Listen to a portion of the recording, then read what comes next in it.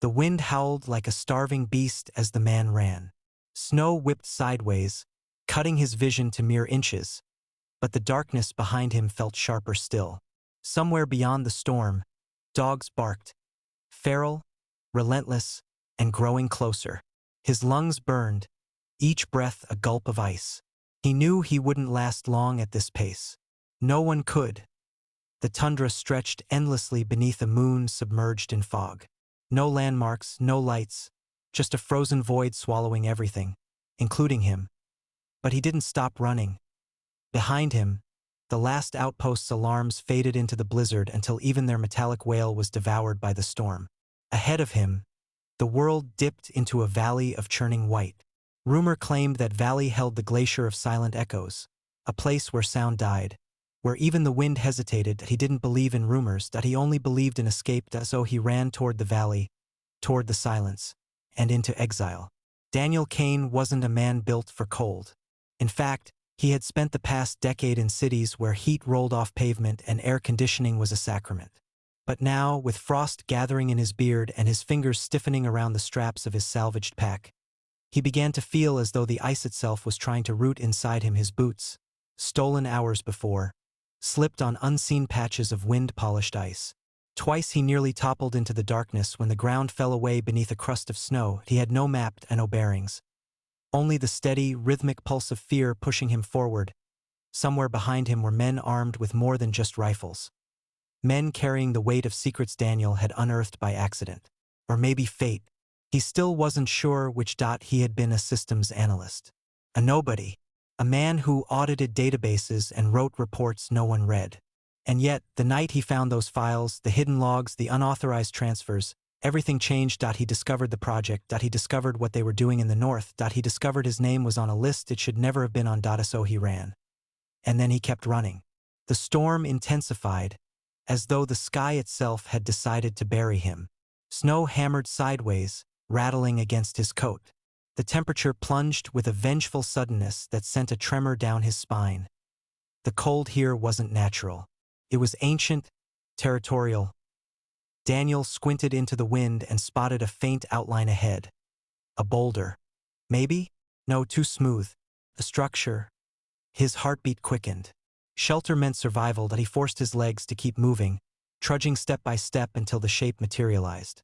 A metal tower half swallowed by the snow, a communications relay long abandoned and tilted sideways as if bowing to the storm. He stumbled toward its base where a hatch yacht open, rusted and frozen in place.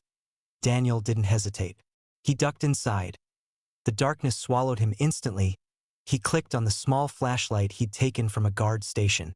The thin beam shook in his hand but pierced the dark enough to reveal a narrow metal corridor half filled with drifted snow. He crawled over twisted cables, broken panels, and the brittle remains of frostbitten insulation until he found a corner shielded from the draft. There he collapsed, chest heaving, and listened as the storm raged outside. But then, bark. He froze, another bark. Closer. Daniel snapped off the flashlight. The dogs had found his trail. The patter of paws against ice carried through the hatch, faint but distinct, a sound of purpose. Daniel held his breath. If they came inside, he had nowhere deeper to go. The corridor dead-ended in collapsed metal. He heard panting, sniffing, claws scratching at the drift by the entrance. Then a human voice, muffled by wind. Tracks end here. Another voice, lower and colder. He's inside. Daniel's heartbeat hammered in his ears. A figure appeared at the hatch. A silhouette. A flashlight cut through the darkness, sweeping the interior like a blade of white fire. Daniel pressed himself flatter against the floor, praying the shadow wouldn't fall on him. A dog shoved its head through first, snarling softly, breath steaming in the cold. Search, the voice commanded. The dog crawled in, its growl deepening as it scented him. Daniel's hand closed around a loose metal rod buried in the drift beside him. He didn't want to do this. He hated what he'd already done tonight, but survival had long since left room for preference. The dog lunged. Daniel swung. The impact jolted his arm. The dog yelped and collapsed in the snow. Daniel swallowed the bile rising in his throat. Status? The man at the hatch called. Leaning in. He had seconds. Maybe less. Daniel shoved against the opposite wall. sending a small avalanche of snow down the corridor. The metal panel beneath him groaned, then gave way. He fell, dropped several feet, landing in freezing slush. The noise drew shouts from above. Daniel scrambled up just as a flashlight stabbed through the new hole. There, after him, but he was already forcing himself down the slanted emergency shaft, half sliding, half tumbling into the dark like a stone down a chute. Behind him, voices echoed, distorted and distant, swallowed gradually by ice and metal. Then the shaft ended. Daniel burst out into blinding daylight, straight onto the lip of a glacier. For a moment Daniel simply lay there, stunned, snow melting into his clothes. The glacier stretched before him, a vast plain of cracked white glass, shimmering with ghost blue fissures that swallowed light. Unlike the tundra above, the air here was eerily still, insulated from the raging blizzard and no wind and no sound. Nothing. That he stood, breath fogging faintly in the frigid air.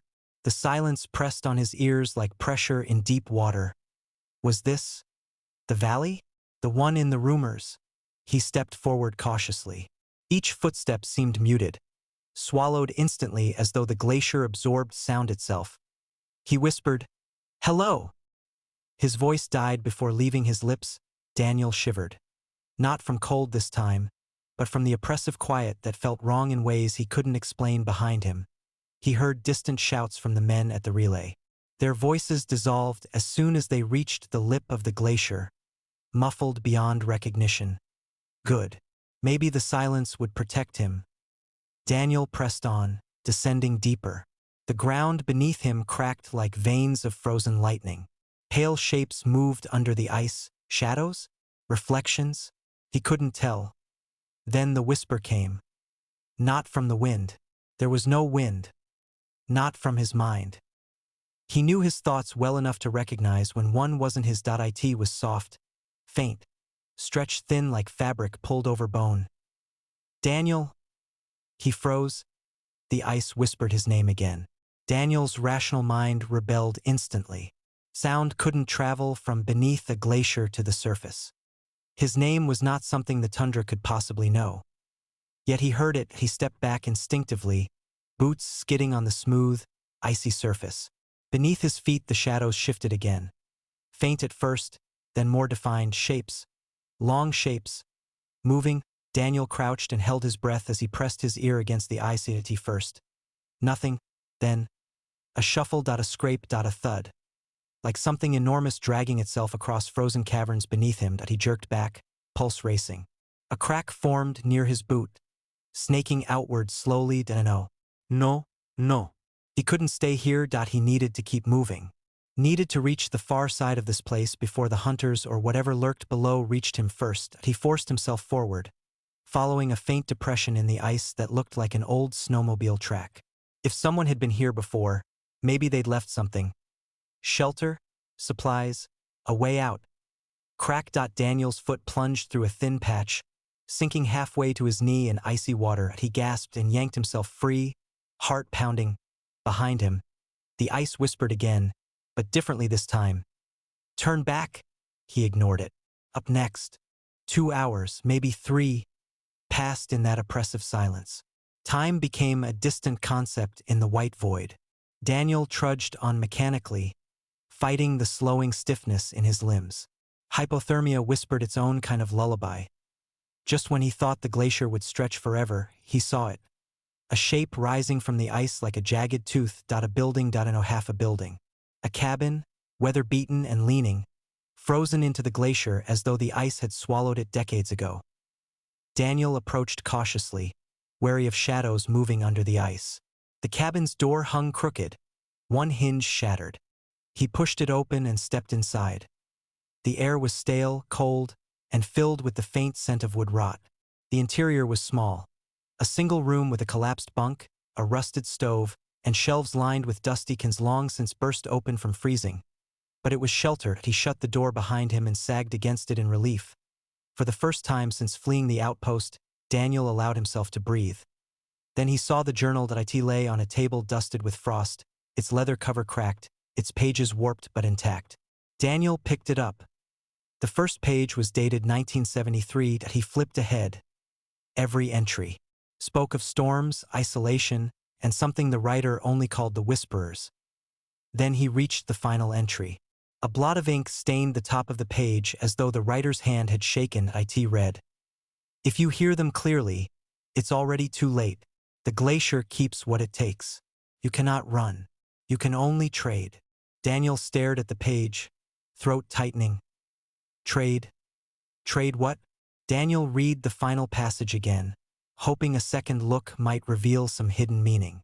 But the words remained stark, cryptic, chilling. You can only trade. He thumbed through earlier entries, looking for clues.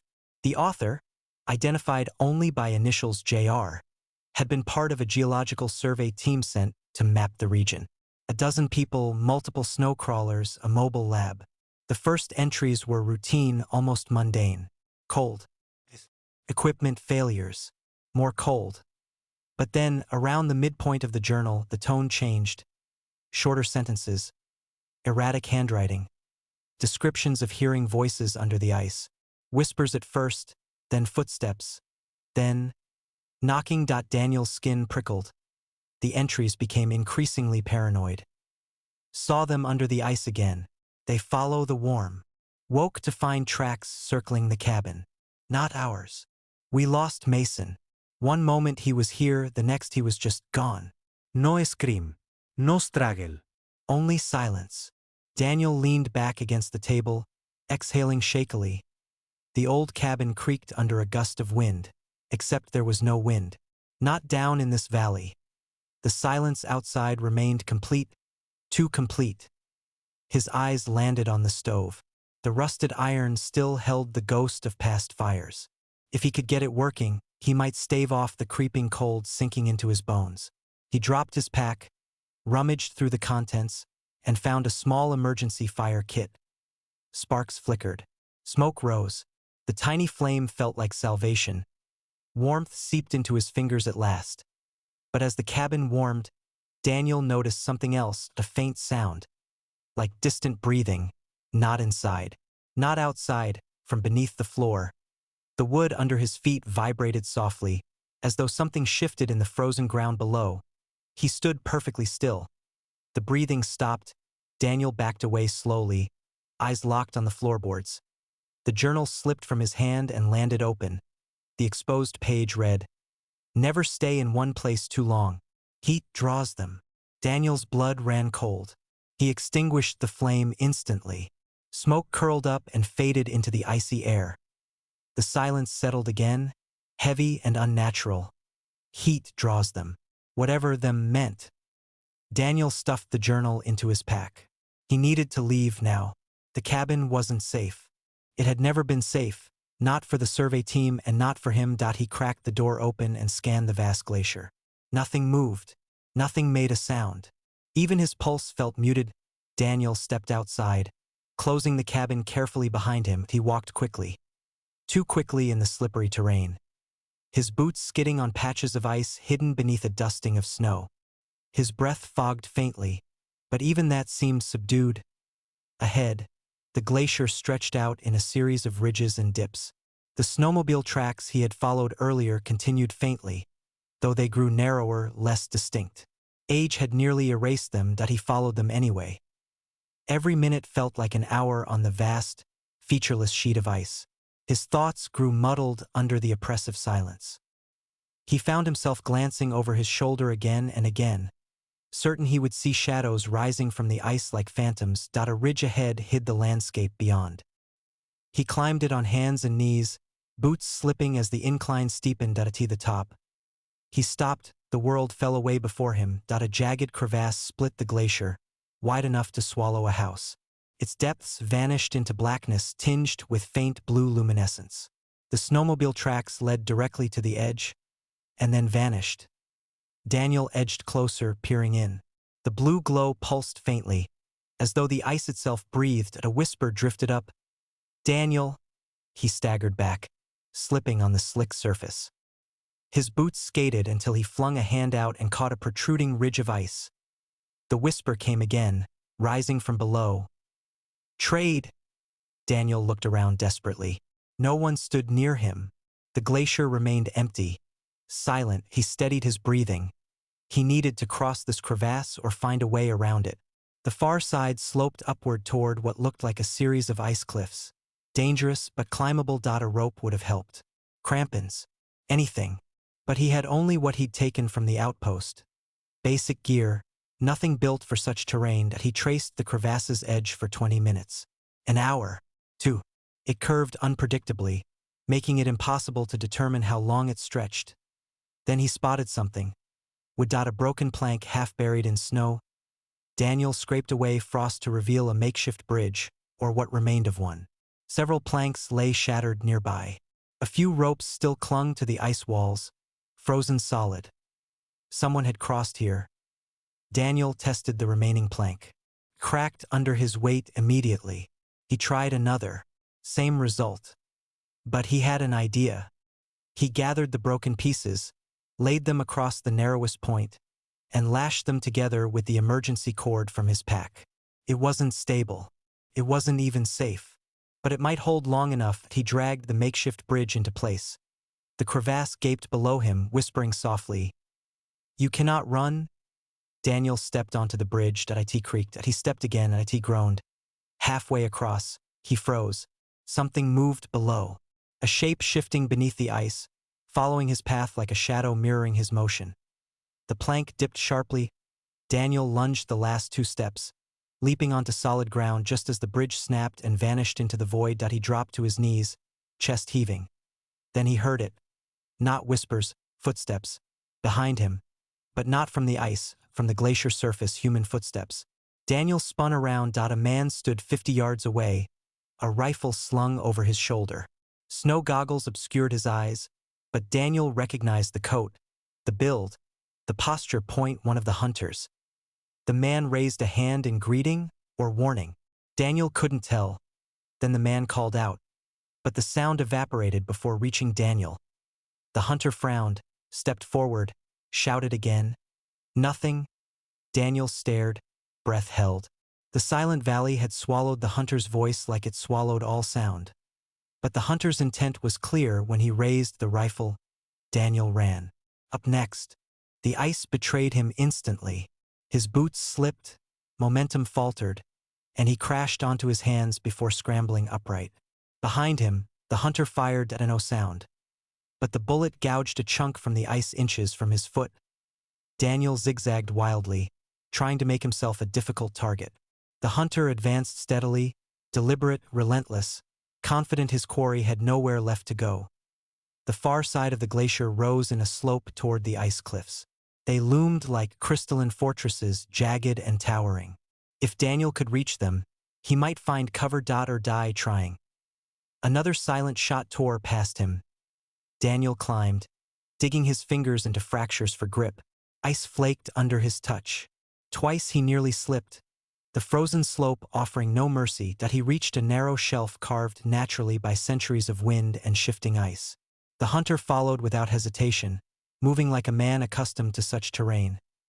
Daniel ducked behind an outcropping just as another bullet struck it, sending shards of ice raining down. He scanned frantically for escape routes. The cliff wall stretched upward for at least 50 feet. Climbing was possible, but slow. Too slow. Below, the glacier expanded into the silent void. The hunter climbed closer. Daniel's gaze swept the cliff again, and landed on a dark opening above. A cave. Or something like one. If he could reach it, the hunter fired again. The impact blasted ice against Daniel's shoulder, sending him sprawling. He scrambled to his feet and grabbed a jagged chunk of ice. Not as a weapon, just something to throw. When the hunter rounded the outcropping, rifle raised, Daniel hurled the ice as hard as he could. It struck the hunter's goggles. The man staggered. Daniel lunged upward, climbing furiously. His fingers burned from the cold. His feet slipped often, but he didn't stop. Not once. He reached the cave entrance and hauled himself inside, chest heaving. Darkness engulfed him. Then he realized, the darkness wasn't empty. Something moved deeper inside, slowly, deliberately. The whispers rose around him again. "Welcome?" Daniel pressed his back to the cave wall, eyes adjusting to the faint blue glow emanating from deeper within. The illumination wasn't natural. It pulsed softly, like heartbeat light. The whispering surrounded him, echoing off the frozen surfaces. Warmth? Alive? Closer? Daniel moved deeper into the cavern, because the hunter was only seconds behind. He kept a hand on the wall to steady himself. The ice was warm, not warm like body heat, warm like something moving beneath it. The passage widened into a massive chamber, and Daniel froze. Shapes hung from the ceiling, dozens of them. At first he thought they were stalactites, but they were too symmetrical, too organic human shapes, encased in ice. Their faces contorted mid-scream. Some wore modern clothing. Others wore older gear, parkas from decades past. One had a shattered radio still clutched in frozen fingers. Daniel stumbled back. The whispers grew louder. Trade? One for one? Heat for heat? Behind him, he heard scrambling. The hunter was climbing into the cave. Daniel ducked behind an ice pillar as the hunter reached the chamber. The man paused, lifting his rifle cautiously. His goggles swept across the cavern and stopped out on the frozen bodies. The hunter cursed silently. Daniel saw the shape of the word. Even if the sound never reached him, he turned his rifle toward the depths of the cave. Daniel took his chance. He grabbed a loose rock, more ice than stone, and hurled it toward a cluster of frozen bodies. The collision echoed faintly, the only sound the glacier seemed willing to permit. The hunter spun toward the noise, and the ice beneath him shifted. A crack appeared. Then another. The glacier whispered, louder now. Take him? The hunter fired wildly, bullets ricocheting silently. Daniel sprinted. The ice under the hunter collapsed. He fell with a silent scream into the abyss below. The crack sealed itself as though exhaling. The whispers softened. Trade complete? Daniel stood alone in the cavern, breath shaking. He didn't know what bargain had been struck. He didn't want to know. But he knew one thing. The glacier had taken the hunter in his place, and it wasn't done with him. For several long minutes, Daniel didn't move. The cavern hummed around him, the ice vibrating with a low, bone-deep resonance that felt more like a pulse than sound. The blue glow intensified, illuminating fractured walls, frozen bodies, and crystalline formations that resembled ribs arching overhead. He swallowed hard. There was no way back through the entrance. The hunter's collapse had destabilized that section of the cave. The lip of the opening had already begun to seal, frost knitting itself across the gap as though the glacier wanted to close the wound. Daniel approached the new ice slowly, touching the thin frost with trembling fingertips. It was warm, alive, almost. No, he whispered, but his voice died in the deadened acoustics, a whisper that never reached its own echo.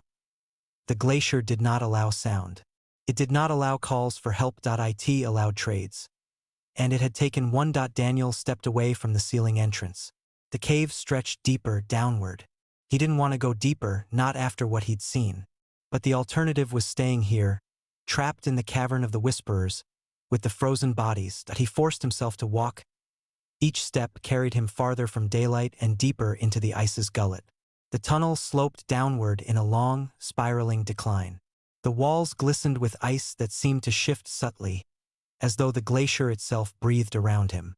The deeper he went, the more vivid the blue glow became. He passed through a narrow throat of ice and emerged into another chamber. Larger, cathedral-like. Daniel froze again. Bodies lined the walls like artwork, some encased fully in ice, others partially exposed. Lips blue, eyes open, skin cracked. Their positions were too deliberate to be accidents. Each body posed differently. One crouched, hands over ears. One stood straight, head tilted back in a silent scream. One lay curled in fetal position, as if asleep. Another pressed its hands against the ice as though trying to claw its way out. Daniel turned his face away, while rising. A voice, mechanical, garbled, impossible, echoed faintly behind him. Help! Daniel spun. A figure in a thermal suit lay against the wall, partially encased but not fully frozen. A blinking emergency beacon on the person's chest flickered pale red beneath layers of rime. Their lips moved. Help! Daniel rushed forward, dropping to his knees. The person, a woman, maybe in her 30s, blinked slowly, pupils foggy with frost. Her voice trembled out in broken fragments. They hear warmth. Her breath came in shuddering puffs. Storm. Took our crawler. Lost the others. They took. Mason, please. Daniel held her hand.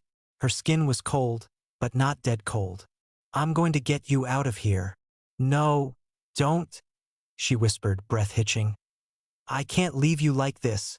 She squeezed his hand weakly. You trade, you leave. I stay. No, you trade, you live. Daniel shook his head. I won't. The ice beneath her shuddered, cracks spiderwebbed outward from her body. Her eyes widened. Go. Daniel stumbled backward as the cracks deepened. A shape shifted beneath the ice, enormous, moving with fluid inevitability. No! Daniel shouted, though no sound left his mouth. The ice under her split open. Her body was yanked downward so fast Daniel barely registered the movement. 1 second she was there, clutching his hand. The next, gone. The ice sealed shut behind her. Knitting together in seconds, Daniel stared at the spot where she had been, chest heaving with silent breaths. The whispers rose again, curling around him. 1 for 1? Trade complete? Warmth remains? Daniel staggered to his feet. He needed to get out of this place. Up next, the cavern narrowed into a corridor. Then another. After several minutes, Daniel found himself in a branching network of frozen tunnels that twisted in every direction. Like the inside of a giant lung. He moved cautiously, marking the walls with the sharp edge of a broken ice shard.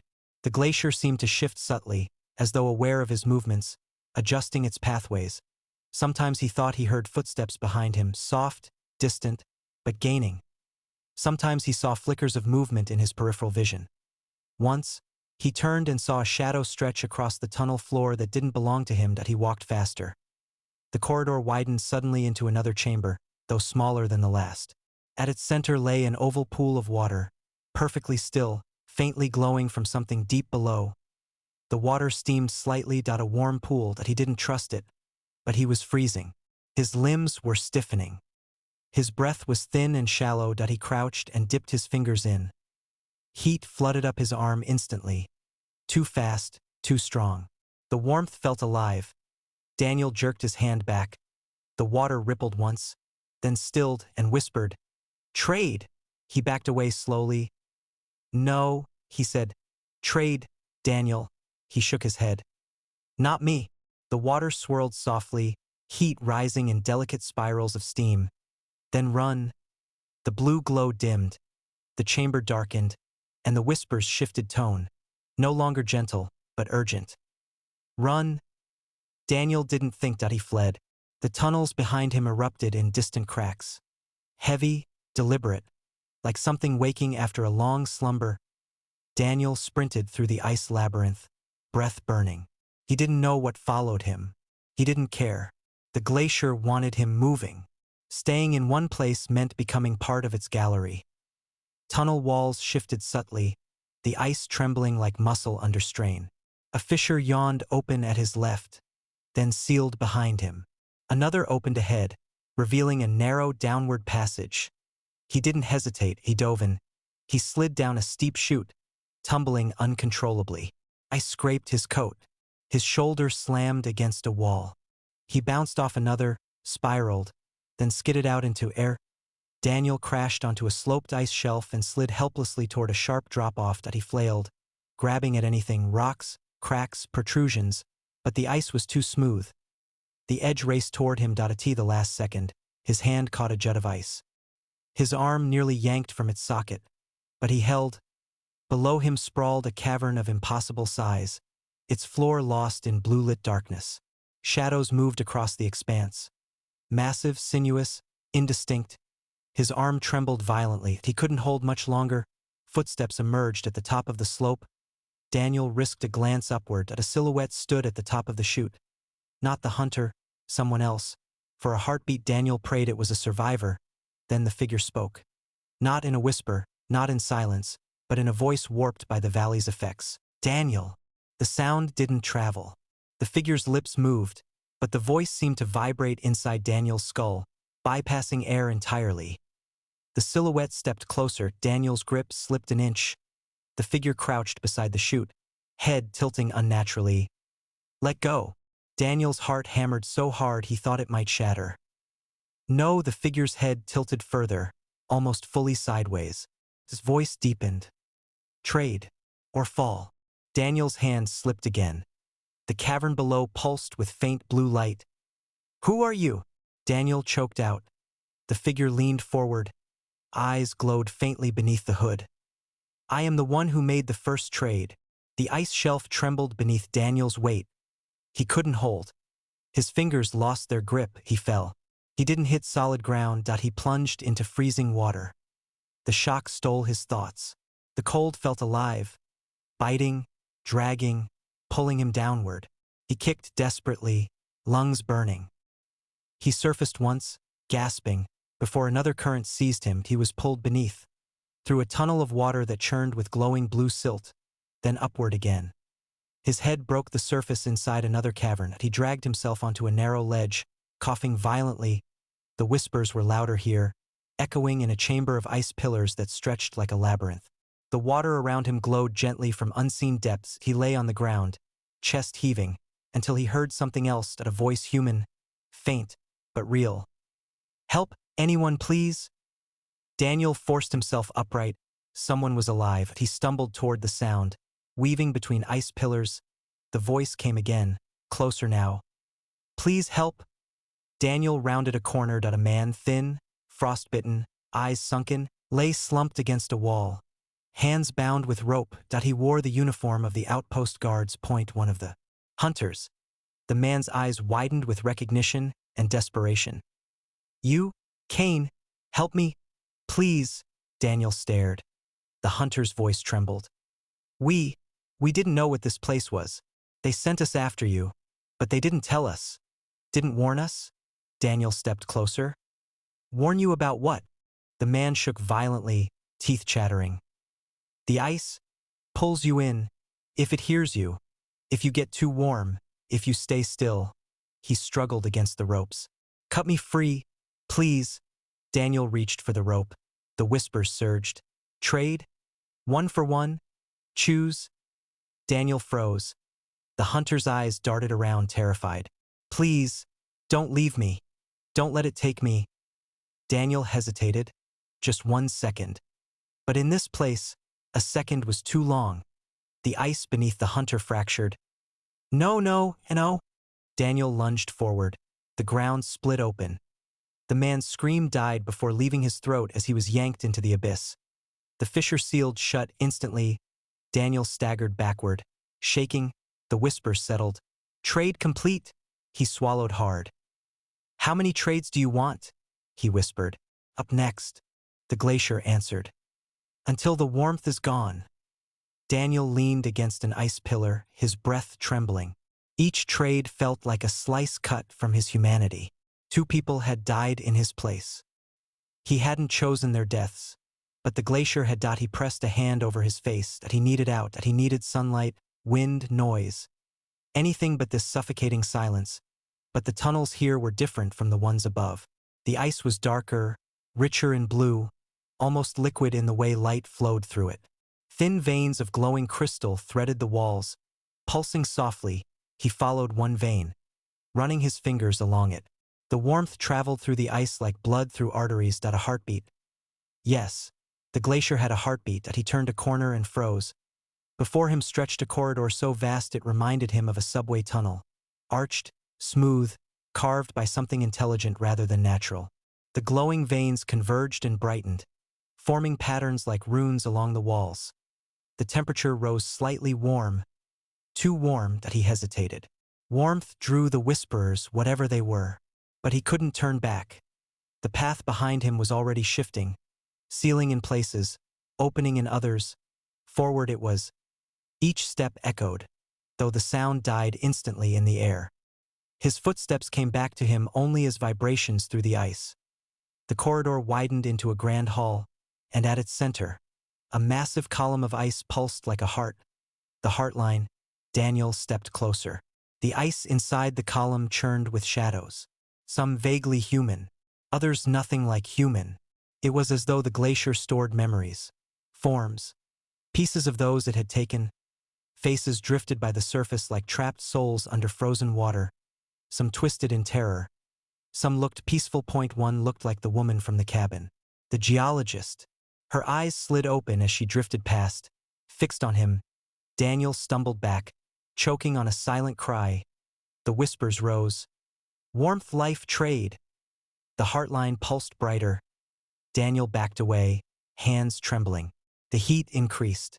Sweat gathered under his coat. He realized the terrible truth. The glacier wanted him warm. Warm meant alive. Alive meant valuable. Alive meant tradeworthy. He tore off his coat, panting. The heat was unbearable now. His breath fogged the air despite the rising temperature. "Stop," he rasped, though the word died without sound. "Stop." The heartline pulsed again, and a new voice joined the whispers. A voice he recognized. "Daniel." He froze. The voice came from the ice itself, reverberating through him. "You shouldn't have come here."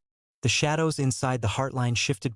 One stepped forward, and when its face reached the surface, Daniel's legs buckled. He knew that face. He had seen it in a file. A photo. A missing persons report buried deep in the outpost database. Dr. Julian Rowe. J.R. The man who wrote the journal. The man who made the first trade. The face in the ice watched him with hollow, shimmering eyes. Not dead. Not alive. Something in between. Daniel pressed a shaking hand to the column's surface. "Dr. Rowe?"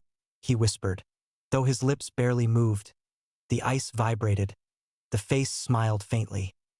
"You read my journal." Daniel swallowed hard. "You wrote, 'You cannot run. You can only trade.' What does that mean?" The ice shifted, forming a vague outline of shoulders, arms. The figure pressed closer to the surface. "The glacier is alive, hungry, ancient, older than the storms, older than the valley." Daniel listened, breath frozen in his chest. "It feeds on warmth, on life, but it also listens. It understands, bargains." Daniel shook his head. "I didn't bargain. I didn't want those people to die." "It doesn't matter what you want." Dr. Rowe's expression darkened. "When you step onto the glacier, a contract forms, a bond. It will take what it needs to keep you alive, unless it decides you are the one to take." Daniel stepped back. "How do I break it? How do I leave?" The ice groaned like a massive creature shifting. "You cannot break it." Daniel's breath hitched. "But you can finish it."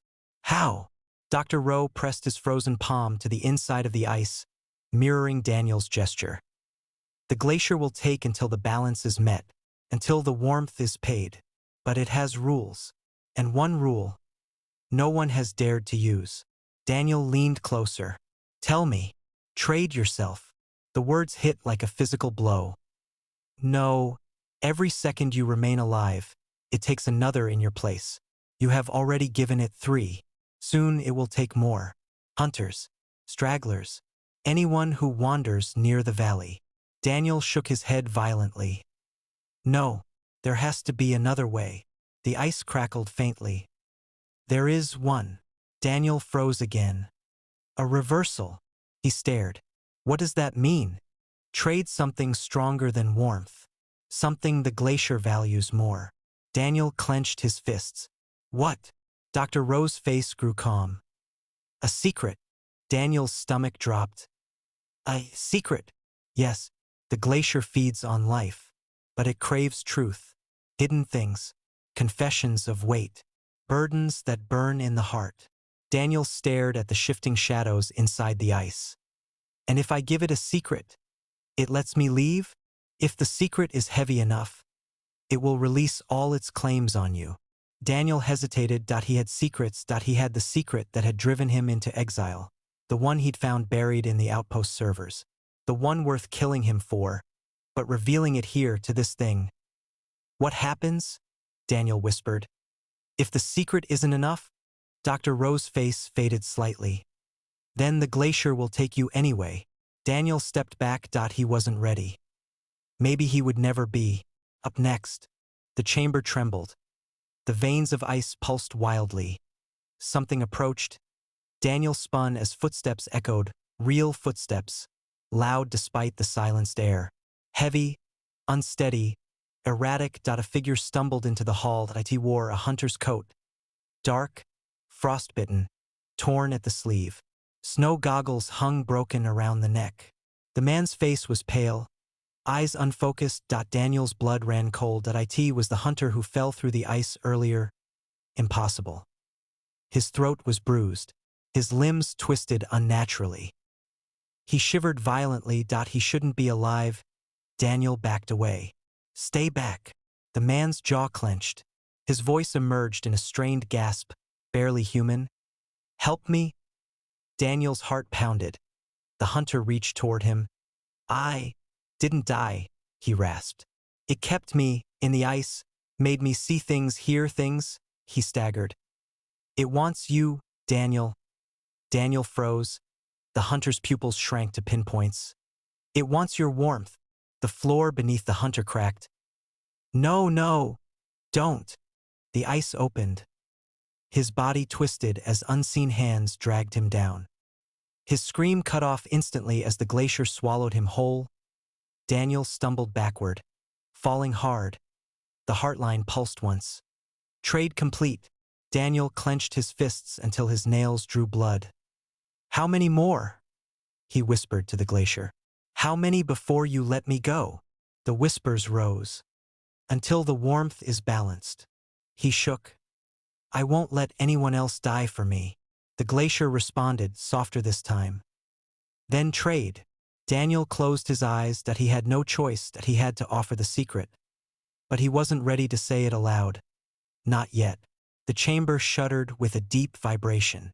The tunnels behind Daniel sealed shut in a cascading wave of frost.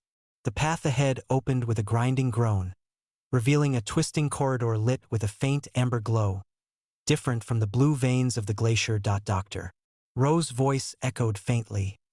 It is preparing. For what? Daniel asked. For your confession. Daniel inhaled shakily. I'm not ready. You will be. The tunnel beckoned. Daniel stepped inside. The walls here were different. Warmer. More organic. Curved. The ice glowed with a dull golden hue, like fire trapped behind frosted glass. The whispers were quieter, softer, listening, waiting. After several minutes of walking, Daniel found himself at the mouth of another chamber. This one smaller, circular, like a chapel carved into the glacier. In the center stood a pedestal of dark ice. Upon it lay a single object. Daniel's breath caught, his backpack. The one he dropped when he fell. Except, it wasn't the same. Inside, atop his supplies, lay the journal. Dr. Rose's journal. But now the last page was blank. Waiting, Daniel approached slowly. His breath fogged the air. The whispers rose. Right? His hand trembled as he opened the journal. The page remained blank, shimmering faintly. Write your truth. Write your secret. Daniel stared at the empty paper. His secret burned in his chest. The truth about why the outpost had wanted him dead. The truth about what he had discovered. The truth that had driven him into the glacier's maw. His hand hovered. He took a breath, and he wrote, but only 2 words, not yet. The glacier trembled with displeasure. Then we take another. Daniel gasped. No, no. Stop. But it was already happening, far above, in the storm-ravaged tundra. Someone screamed at a distant, muffled cry swallowed instantly by the blizzard. Daniel felt the life vanish like a candle snuffed. His knees gave out. The glacier whispered, trade complete. Daniel closed his eyes. He couldn't delay any longer. He had to give the glacier what it craved. His secret. His truth. His confession. But the truth was heavy, and if he spoke it, the world outside the glacier might burn. Daniel sat before the pedestal, the blank page shimmering faintly like a pool of liquid ice. The glacier waited. The air felt dense, heavy with expectation. His hands shook. He knew the secret he carried, the one he found buried in encrypted archives beneath the outpost. A secret that destroyed careers, toppled governments, ignited wars, A secret worth killing him for. He touched the page. The surface warmed beneath his fingertips. The whispers rolled through the chamber like a tide. Confess? Trade? Balance? Daniel stared into the blankness. A blankness that could devour him. That he drew in a breath. Then opened his mouth. But the words jammed in his throat, lodged like broken glass. He couldn't. Not yet. Because speaking the truth meant trusting the glacier with it. And he didn't trust anything here. Daniel clenched his jaw. I'll tell you, he whispered, though no sound existed. But on one condition. The whispers stilled. Condition? Yes, Daniel said, voice low. You hear everything. You want everything. But you don't give anything back. You take. You consume. You bargain without risk. The glacier pulsed faintly in the walls, veins glowing gold. What do you ask? Daniel swallowed. Proof, he said, that if I give you what you want, you truly let me go. That you won't take more lives because of me. That you keep your side of the trade. Silence. Then, we do not lie. The walls vibrated with something cold and absolute. We take only what is owed. We release only when the balance is met. Daniel tightened his grip on the journal. How do I know the secret will be enough? The glacier answered with a whisper that chilled him to his marrow. If it is not enough, you will feel the ice close around your throat. Daniel exhaled shakily. A terrible guarantee, but a clear one. He brought the pen to the page, and he began to write. He wrote the project name, the operation code name, the experiment they'd conducted in the valley, an experiment that had awakened the glacier decades ago. The geological tampering, the extraction drills, the unauthorized detonations buried in the ice. The thing they found and tried to weaponize. He wrote everything. Up next, it began 8 years earlier. The outpost wasn't a research facility. It wasn't a weather monitoring station. It wasn't even governmental, at least not officially. It was a testing ground. Daniel first discovered hints in stray network logs. Strange power surges, encrypted transmissions, hidden user accounts tied to non-existent departments. He dug deeper. And one night, alone in the dim server room, he found the file. Blackstar_initiative_final hidden behind layers of brute-enforced encryption. Inside, coordinates, experiment logs, and videos. Videos of a huge drilling apparatus lowered into the glacier. Videos of the ice cracking open unnaturally fast. Videos of shadows pulsing beneath the surface. And then, a final recording. Only 6 seconds long. A team of scientists approaching a widening fissure. One bends down, touching the ice, and is sucked downward violently, vanishing without a cry. The ice seals shut. The video ends. Daniel's blood ran cold reading the file. He printed one page, just one, and hid it. That was his mistake. By morning. Alarms blared. Security units descended. They locked down the outpost. They searched his room, his locker, every device he'd ever used, but the page was gone. Someone had taken it, and someone had told the outpost commander. That was when Daniel realized the most terrifying truth. Someone inside the outpost was using the glacier on purpose. Daniel finished writing.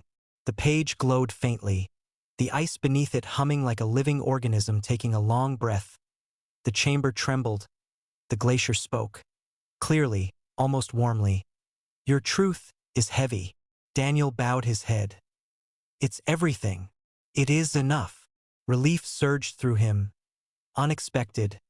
Overwhelming. He exhaled, trembling. Then the glacier spoke again. But you are not free. Daniel's heart stopped. What? You said. You will be released, but the balance is not complete. Daniel's breath turned shallow. What more do you want? The pedestal cracked. The journal trembled. We require one more trade. No. Daniel staggered up. I gave you everything. One life remains. Daniel's mind raced. No. You said the secret was enough. It is enough to spare you. Daniel felt the blood drain from his face. But the glacier still hungers. One more life must be taken before you can leave. Daniel's voice died in his throat. He'd given the truth. He'd offered the confession. And still the glacier demanded a sacrifice that he pressed his hands to the ice. Take me. No, the word hit like thunder. Daniel staggered back. Why not? The glacier's answer slid through him like a blade. Because you are the one who carries the truth. You must leave this place. The last life will not be yours. Daniel collapsed to his knees. He felt sick. He felt helpless. He felt guilty. Someone, anywhere above, was going to die because of him. No, Daniel whispered. Please, no more. Let the trade end with me. The glacier whispered. It is already chosen. And then, a scream tore through the valley. Not distant, not muffled, not random. A scream Daniel recognized. A scream he had heard in the elevator of the outpost. A voice that had called his name in warning. The voice of someone who had tried to stop the hunters before they left. Elias, the only person who believed Daniel. The only friend he had. Daniel shoved himself to his feet. And oh, but it was too late. He felt the life snuff out like a candle quenched beneath frost. The glacier whispered, "Trade complete." Daniel screamed into the silence, pounding his fists against the floor, against the living ice, until the knuckles split. But the glacier did not answer, because the glacier had taken what it wanted. The chamber began to shift. The pedestal cracked down the middle. The walls rippled as though made of molten glass. A corridor opened behind Daniel, an ascending tunnel glowing with pale morning light. The way out. Daniel stared at it, numb with rage, numb with grief that he didn't move, that he didn't want to move.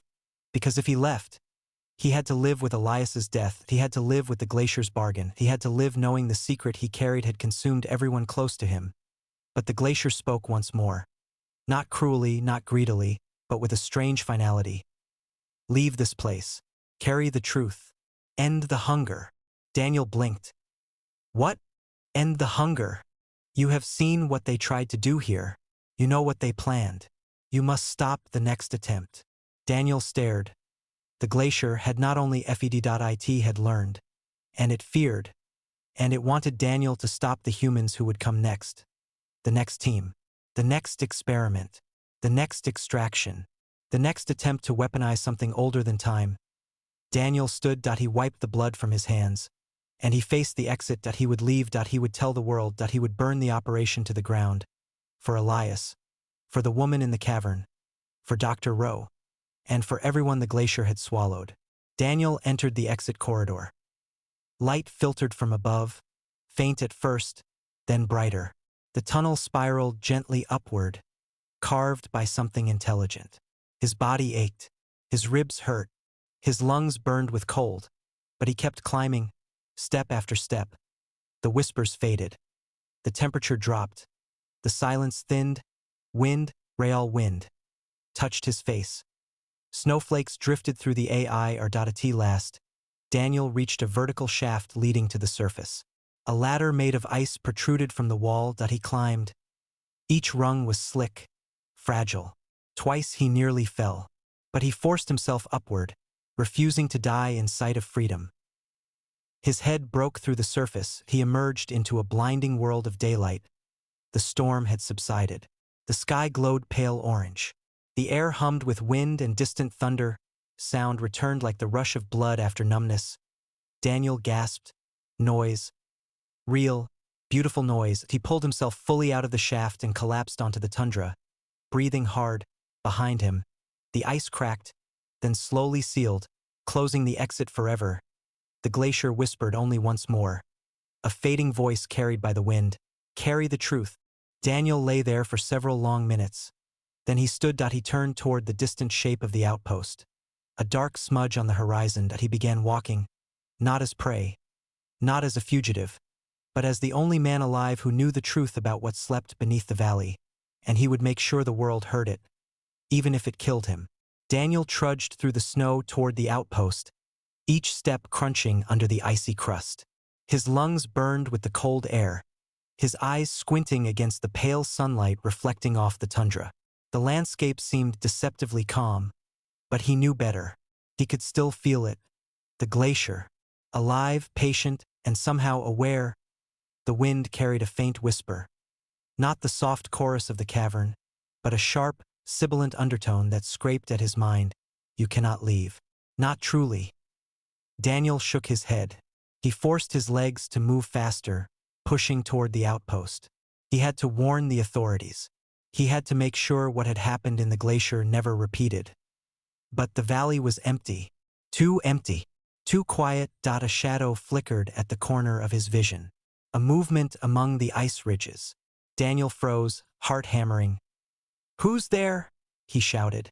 His voice swallowed by the wind, and no answer. Then a whistle of metal slicing through the air. Something sharp embedded itself into the snow just a foot from his boot. Daniel leapt back instinctively. A second missile-like dart lodged into a nearby ridge. The copper tip glinted in the sunlight. He wasn't alone. Up next, Daniel pressed himself against the ridge, scanning the horizon.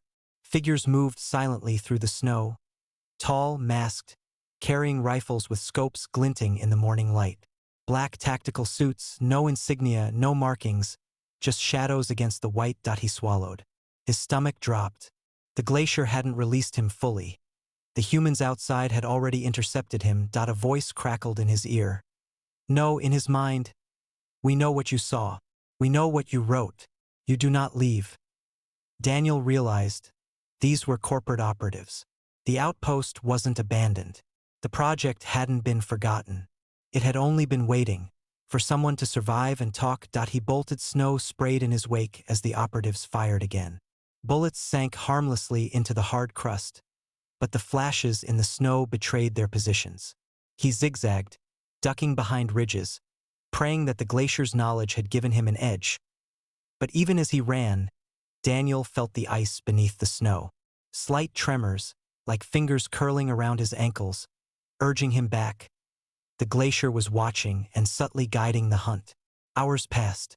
Daniel ran without pause, fatigue gnawing at his muscles. The agents were relentless, their rifles clicking, bullets carving craters into the frozen tundra. Then the wind shifted. A sharp whistle of air carried toward him, different from the storm or the snow. He realized too late. The glacier had created a new hazard. The ice cracked beneath him. Daniel's foot plunged into a hidden fissure. He fell, sliding down a slope of jagged ice and snow.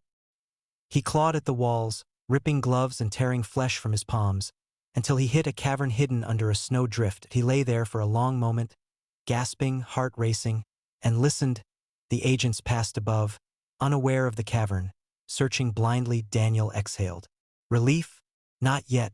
The cavern was smaller than he realized, and the glacier had a pulse here, thick and low, vibrating through the walls. I'm not done with you, it whispered. The ice cavern was strange. Warm in places, cold in others. Veins of golden light shimmered along the walls, pulsing like the heartbeat of something ancient. Daniel felt drawn forward. The whispers rose again, softer this time, almost coaxing. Trade. Again. One more time. He swallowed. Not for warmth. Not for confession. He wasn't ready to pay with life anymore. But the glacier had learned to adapt. It had followed him, subtly steering him, reshaping the tunnels. Something moved in the shadows. Not human. Not entirely. The figure emerged. Tall, impossibly thin, limbs moving unnaturally. Its face was featureless, smooth, save for a pair of eyes that shimmered gold like molten ice. Daniel froze. The creature didn't attack, at least not immediately. It circled him, silent, watching. Its voice came not through sound, but directly into his mind. The balance must be maintained. You cannot leave without payment. Daniel backed away, heart racing. I won't give you another life. Then you must find another way. The creature extended a hand, not to strike, but to offer. In its palm lay a shard of ice, glowing faintly with the golden veins. This shard will let you survive the hunters above. Take it, but your path will not be easy. Daniel hesitated. Something in his gut screamed that accepting it would bind him further, but the thought of dying in the snow or being captured by the agents was worse. He snatched the shard. The creature receded into the cavern walls. The pulse of the glacier quieted, almost as if it were satisfied for now. Daniel emerged from the hidden cavern hours later, exhausted, frostbitten, but alive. The shard burned faintly in his pocket. He could feel it humming with the glacier's presence, an unseen tether linking him to the frozen entity. The outpost loomed ahead, dark and silent, partially buried in snow. No signs of life, but Daniel knew better. He crept forward. Every sound, every step, every gust of wind carried the threat of the agents above and the glacier beneath. Inside, the corridors were desolate. Abandoned research equipment lay scattered. Monitors blinked with faint static, half dead. Then he saw it, footprints, fresh, tactical, heading toward the lower labs. Daniel followed, moving silently. The agents weren't far. They were searching for him, for the journal, for the truth. But Daniel had something they didn't. A partial alliance with the glacier. Through the shard as he crept through the hallways, the shard pulsed, lighting the path with faint gold veins. He realized the glacier was guiding him, showing him a path the agents couldn't follow, unless it wanted them to. And he knew it did. The shard led him to a hidden lab. Old, dusty, abandoned after the Black Star Initiative. Inside, a large tank stood in the center. Faint remnants of liquid, frozen over in jagged sheets. Inside, shadows moved, subtle, faint, alive. Daniel swallowed hard. Memories of the glacier's heartline rushed back.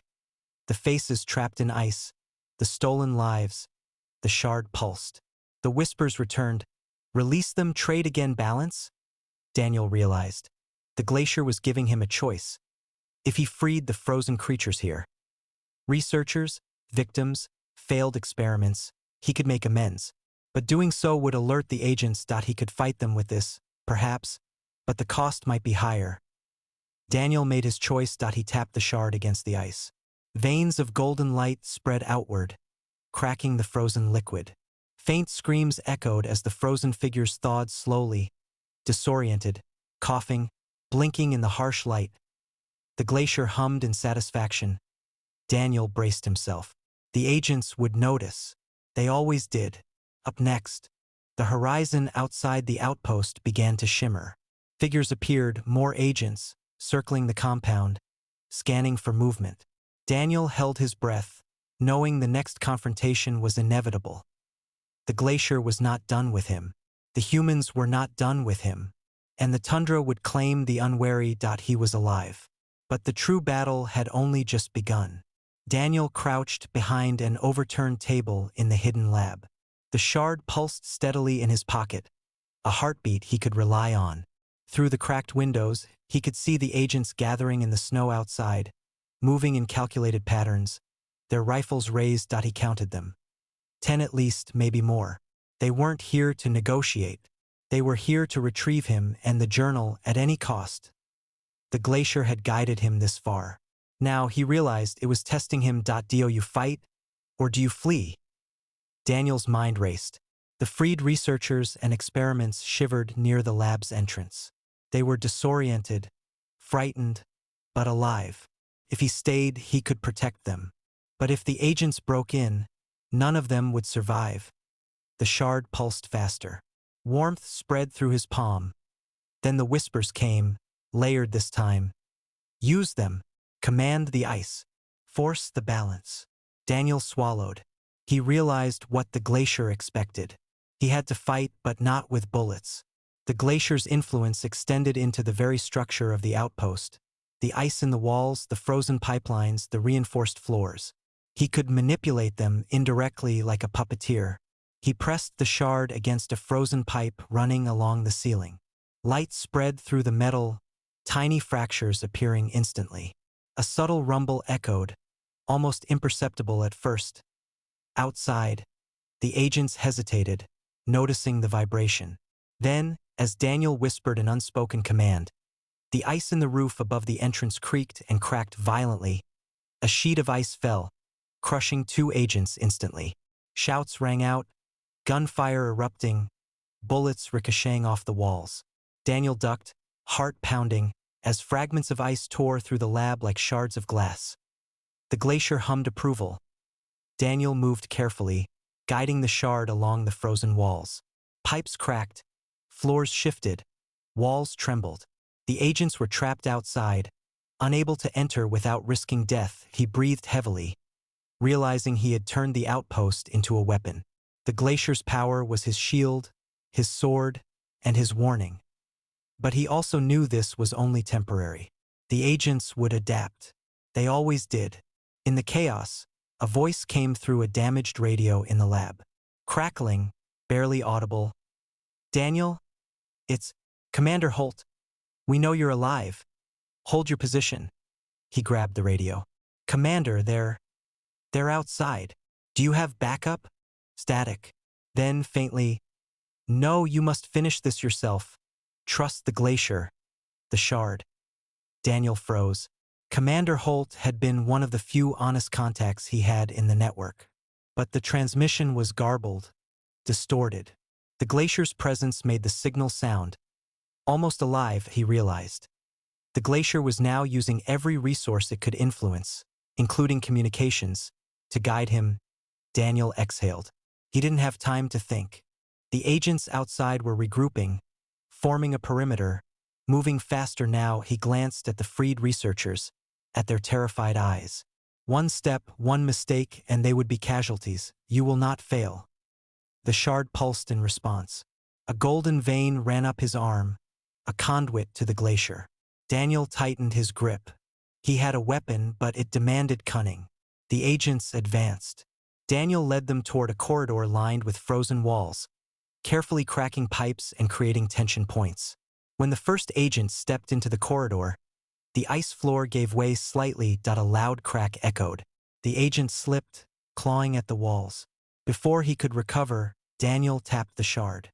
A burst of golden energy shot through the floor, sending the man tumbling into a deep crevasse opening beneath the ice. Shouts and gunfire erupted. Daniel ducked behind a metal console, leading the rest of the team deeper into the labyrinthine outpost. The glacier hummed, almost whispering in Daniel's mind. "The balance shifts. They adapt. You must anticipate." He moved like a phantom, using the shard to control the ice, the frozen pipes, the walls themselves.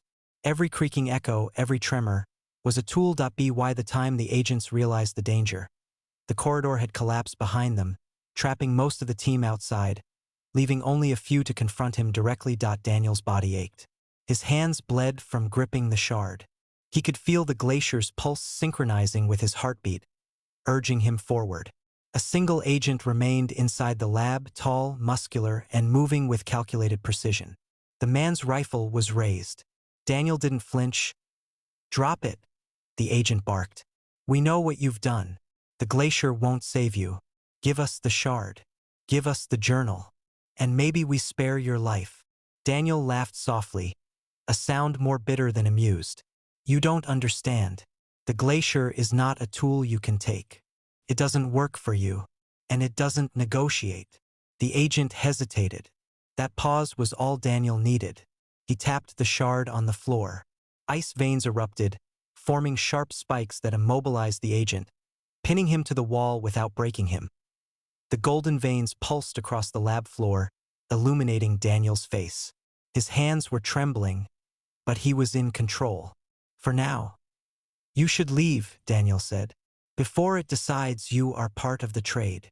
The agent's eyes widened. He realized too late the threat was not Daniel, it was the glacier. Outside, the rest of the team was still trapped. Daniel could hear their panicked shouts. He touched the shard again, sending subtle vibrations through the ice. Snow shifted. Hidden fissures opened, swallowing weapons, equipment, and part of the perimeter. The glacier had intervened directly for the first time outside its cavern. Daniel understood. It was protecting him. Not out of kindness, but necessity. He was the key to survival and to stopping the next wave of human greed. But then he felt it. A tremor unlike any before. Not controlled. Not deliberate. The glacier was restless. Hungry. Testing its limits. Daniel realized that surviving meant not just defeating the agents, but surviving the glacier itself. "Trust, but do not falter." The shard pulsed violently. Ice surged through the lab walls. The ceiling groaned. Daniel grabbed the freed researchers. "We move now," he shouted. Up next, Daniel led the group outside. The storm had returned, snow whipping across the tundra, visibility near zero. The agents remaining were trapped behind broken ice and jagged crevasses. Daniel could feel the glacier's pulse beneath his feet, a subtle guidance through the storm. He moved like a ghost across the frozen wasteland, leading the survivors away from the outpost, away from the ambush, into the wilderness where no one could follow. But something nagged at him, a sense of being hunted. The glacier had allowed him to escape, but only partially. There was a lingering presence, something waiting, watching, perhaps learning from every step he took. Daniel exhaled. He could survive this, yes, but the real battle, the one against human greed and the glacier's inscrutable will, was just beginning, and far above, beyond the storm, a faint shimmer of golden light traced the horizon. The glacier is not done. Daniel led the small group of survivors across the frozen wasteland. The wind was merciless, tearing through their thin layers of clothing, making each step a battle. Snow whipped into their faces, stinging eyes and freezing exposed skin instantly. The freed researchers whispered among themselves, terrified, trembling. They glanced at Daniel, some asking silently how he had survived the outpost siege. Others dared not speak at all, sensing the subtle, pulsing presence that seemed to follow him. The glacier, the shard in his pocket, burned gently, a constant reminder of the entity that guided, but also tested him. Daniel had realized something crucial. It wasn't merely helping him. It was using him, learning from him, preparing him for some unseen confrontation. He exhaled, fog curling around his face. "Stay close. Keep moving. Don't fall behind." A gust nearly knocked one researcher off their feet. Daniel grabbed her arm, pulling her back into his path. The glacier hummed faintly through the shard. He felt it. Displeasure? Encouragement? He could not tell. Hours passed. The landscape began to change subtly beneath their feet. Snow drifts appeared where there had been none. Cracks opened in the ice, forming fissures that had not been there a moment before. The survivors stumbled. Daniel kept his eyes on the horizon, but something tugged at his senses. A movement beneath the snow, deeper than normal terrain shifts. Suddenly, the ice beneath a researcher collapsed. Daniel grabbed her just in time, yanking her back to solid ground. He looked down into a gaping crevasse, darkness below swallowing the faint light of the shard. "Careful," he warned. "The glacier, it's changing the land." One of the researchers shivered. "It's alive," she whispered. "It's watching us." Daniel said nothing. He felt the truth in her words. "You survive because I allow it. But the cost is not yet paid." The glacier seemed to murmur through the shard. The wind carried another sound. Low, guttural, almost imperceptible at first. Then it grew. A rhythmic thud, crunching footsteps through the snow. Not human, not animal. Daniel froze. He scanned the landscape. Shadows flitted across ridges. The glacier had always held creatures in its depths. The ancient predators whose forms were twisted by frost and hunger, partially dormant, partially alive. "They're following us," Daniel said quietly. "Stay behind me." The first predator emerged. Massive, black-furred, with frost-coated tusks and eyes that gleamed gold in the white light. It stalked them silently, the crunch of its feet muted by the snow. Daniel touched the shard. A pulse ran through the ice beneath their feet, sending a shiver through the predator. It halted, sniffing the air, unsure of its approach. "You belong to it," Daniel muttered. "Not yet to us." The creature hesitated, then retreated into the shadows, leaving only faint prints in the snow. But Daniel knew they weren't done. The glacier's creatures were patient hunters. They waited, testing the boundaries, learning his group's vulnerabilities. After what felt like days, the survivors spotted a faint structure on the horizon. A radio tower, half buried in ice. It was rudimentary, likely abandoned, but a possible sanctuary. Daniel led them toward it cautiously. The shard pulsed more strongly, almost impatiently as they approached. Something odd appeared. footprints surrounding the tower. Not fresh, but recent. Someone had been here or was watching. Daniel scanned the perimeter. Stay quiet.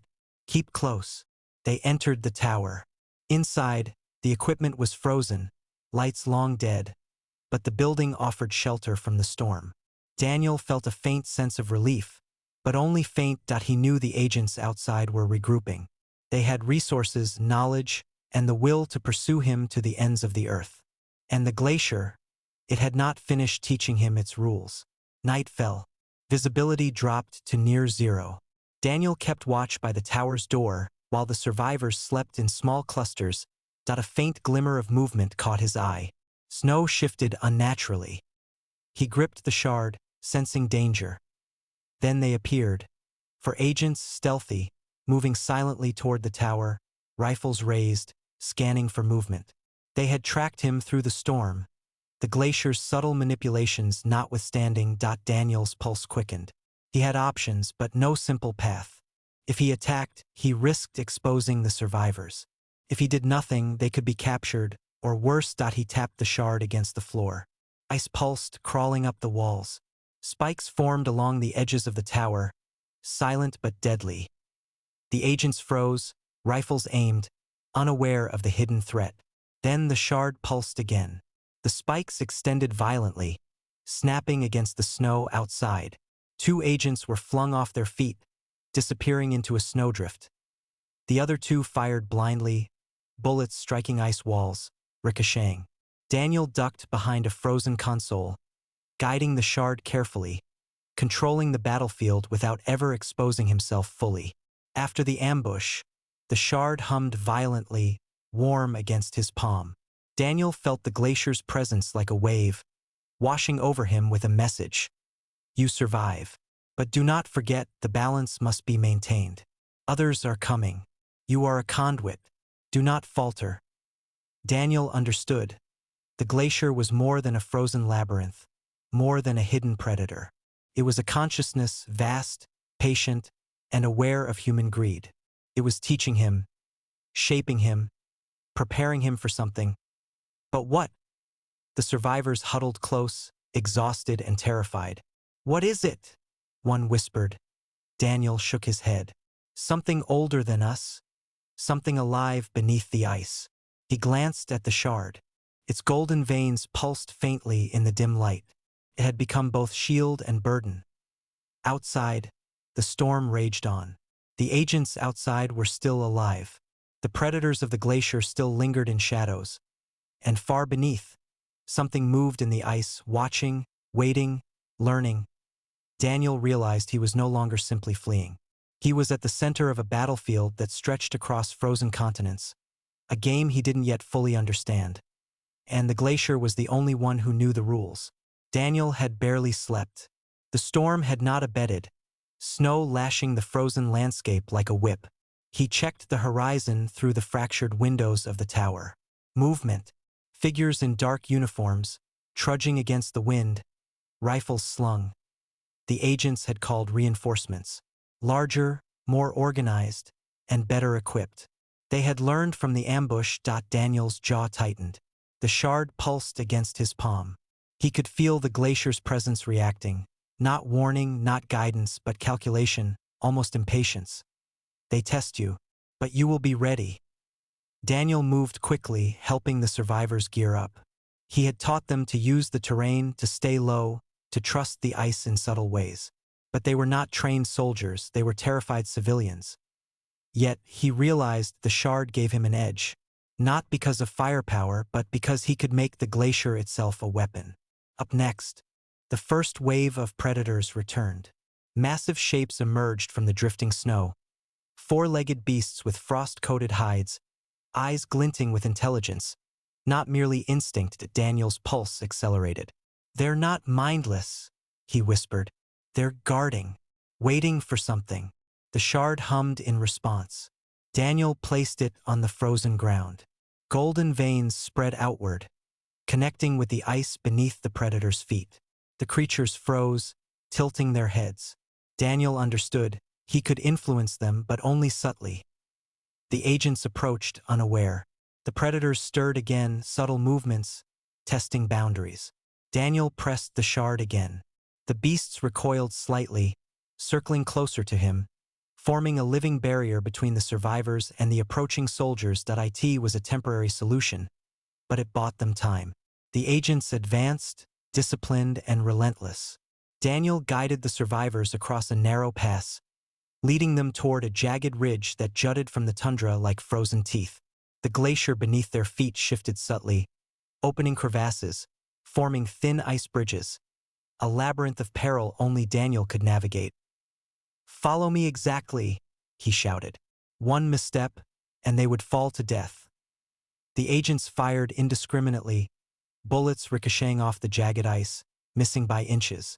The shard pulsed violently, sensing their proximity. Daniel had become the conductor of this frozen battlefield, orchestrating movement, ice, and creatures with careful precision.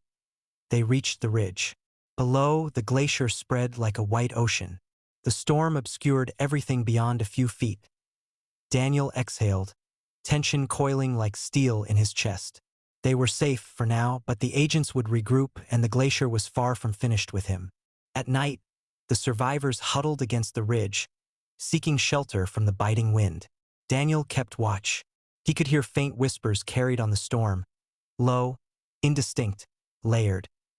"The balance shifts. Your strength wanes. Test them, or they fail." Daniel clenched his fists around the shard. Its warmth contrasted sharply with the freezing air. The whispers weren't just guidance. They were warnings, commands, tests. A sudden tremor ran through the ice beneath them. Snow cascaded down the ridge. The survivors screamed. Daniel grabbed the shard, pressing it to the ground. Golden veins spread outward, stabilizing the precarious slope, halting the slide.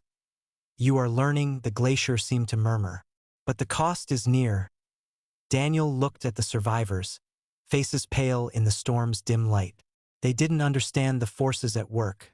Forces older than civilization, sentient and patient. But they trusted him, and he would protect them no matter what. Dawn broke. The storm had softened, but the cold was merciless. The agents had regrouped, now approaching in a tight formation, weapons ready. Daniel felt the glacier's presence pulsing through the ridge, a heartbeat in the ice. He tapped the shard, sending vibrations through the frozen ground. Small fissures opened beneath the agents' feet. Snow and ice collapsed into chasms. Two agents fell, howling as they disappeared. The others hesitated, scanning the terrain for stability. Daniel realized the glacier was giving him an opening, but only one. If he didn't act decisively, the humans would adapt and overwhelm him. The creatures from before emerged, surrounding the agents. Their growls and the glint of their frost-covered eyes forced the soldiers to stop. Daniel took a deep breath. "This ends now," he whispered. He could feel the glaciers were converging through the shard, asking, urging, commanding. He had to finish the confrontation. The battle escalated. Daniel guided the shard to split the ice beneath the agents further, creating a labyrinth of shifting ground. The creatures attacked, but Daniel knew he could not risk the survivors being caught in the crossfire. Then, the shard pulsed violently, almost painfully. The glacier demanded a choice: continue using its power to control the battlefield, or preserve the survivors, sacrificing the shard's immediate influence. Daniel felt the weight of the decision crush him. He could feel the glacier's consciousness probing his mind, testing his resolve, judging him. He made a choice. He pulled the shard close, channeling all its power upward, not outward. A massive fissure split the ridge. The remaining agents screamed as the ice swallowed them, disappearing into a deep, hidden crevasse. The creatures retreated back into the snow, disappearing as silently as they had come. Daniel collapsed, exhausted, the shard dim and warm in his hand. The survivors were safe, but the glacier had demanded a toll. The shard had drained him nearly completely. Hours passed. The storm subsided. The survivors huddled, shivering, grateful to be alive. Daniel leaned against a ridge, trying to regain his strength. The shard pulsed faintly. The whispers had faded, for now. Daniel realized the truth. The glacier was a force of balance, not morality. It had protected him, yes, but only because he had proven capable of controlling its power responsibly. Any misstep, and it would not hesitate to consume him. The horizon was silent. The snow stretched endlessly, broken only by the jagged ridge and distant shadows. Yet Daniel knew this calm was temporary. The glacier had plans. The agents had not been completely eliminated. And far beneath the frozen surface, ancient predators stirred once more, awakened by the chaos he had caused. He looked at the survivors, faces pale but alive. "We move," he said. "We can't stay here. There's more to survive, and more to learn." The shard pulsed gently in his pocket, a heartbeat that matched his own. The frozen wilderness awaited. And Daniel understood. The real test, the one that would challenge both his humanity and his bond with the glacier, was still ahead. The tundra stretched endlessly, white and silent under a dim, cold sun. Daniel led the survivors across an area of jagged glaciers, the air crisp but heavy with tension. Every step carried the weight of exhaustion and fear, but also the faint pulse of hope. He could feel the glacier's presence growing stronger with every step, not just through the shard, but through the very ice beneath his feet. Its consciousness loomed vast, ancient, testing him in subtle ways he had not yet fully understood. "You are at the edge now," it whispered through the shard. "Your trial nears its apex." Daniel didn't answer. He had learned to listen and act, not to question the glacier's intent openly. The agents had not given up. From the horizon, tiny dark shapes appeared, trudging relentlessly through the snow. They were better prepared this time, armed with heat sensors, snowmobiles, and drones. Daniel's pulse quickened. "They've adapted," he murmured.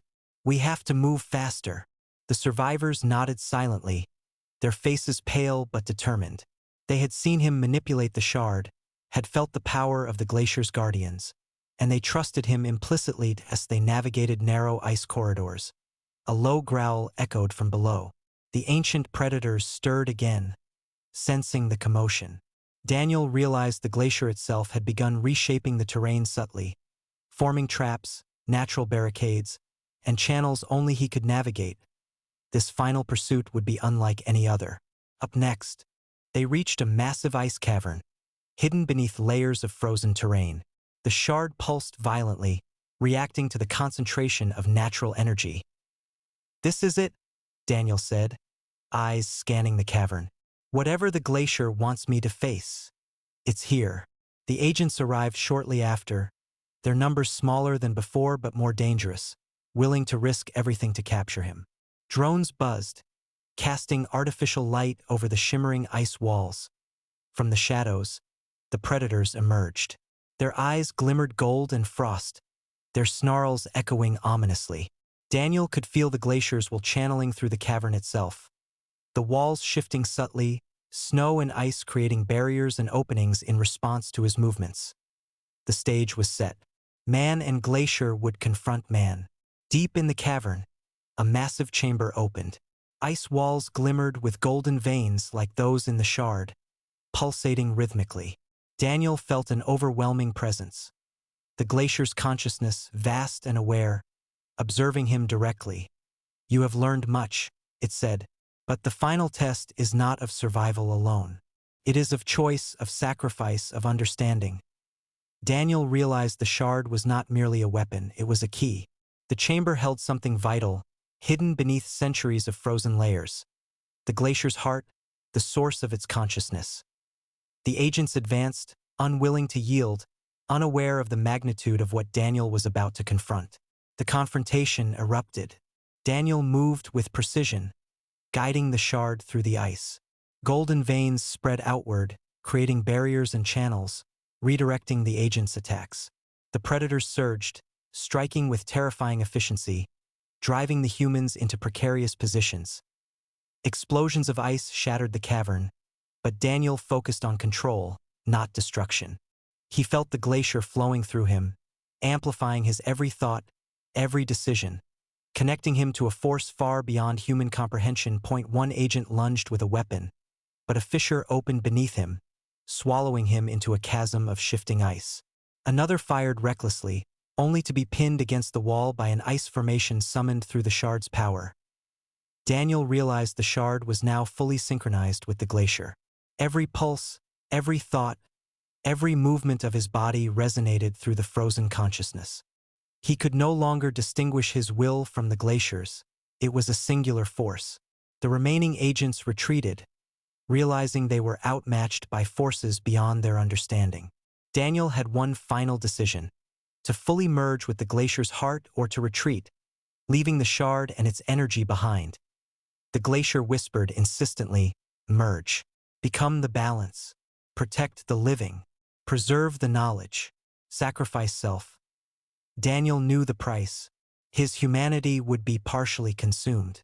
His consciousness would merge with the glacier, guiding it, but he would remain aware enough to protect the survivors and to ensure the frozen world's equilibrium. He placed the shard into a carved recess at the heart of the glacier. Golden veins exploded outward, flooding the chamber with light and warmth, melting frost into shimmering pools. The pulse of the glacier aligned with his heartbeat. Pain, wonder, and clarity washed over him simultaneously. He could feel the predators, the ice, the storms, all connected, flowing through him.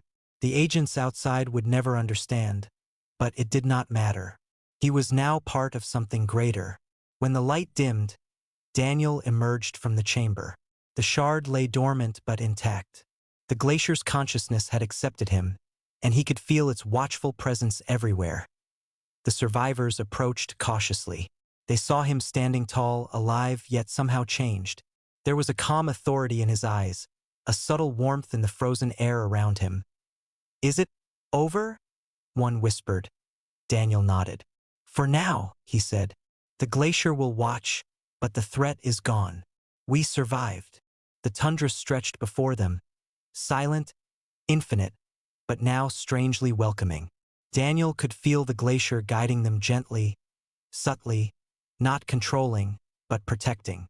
Weeks later, the survivors had moved to a small, habitable area beyond the glacier's heart. They had food, warmth, and safety. Daniel walked among them, teaching, guiding, ever vigilant. The shard lay on a carved pedestal nearby.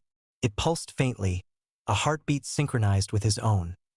The glacier remained, vast, ancient, alive, a silent sentinel beneath the ice. Daniel knew that its watchful presence would last for centuries, and he had become its chosen guardian, part human, part consciousness, part force of nature. The tundra was no longer merely a place of terror. It had become a realm of balance, a frozen exile where life, ice, and the whispering glacier coexisted. And Daniel, the fugitive, was no longer running. He was home. Sometimes, when the wind carried the snow in spirals across the icy plains, the survivors whispered they could hear faint echoes, soft, melodic, almost like a voice. Daniel smiled. The glacier was alive, yes, but not cruel. It had taught, tested, and guided. And now, through him, it would continue to protect the delicate balance of the frozen world.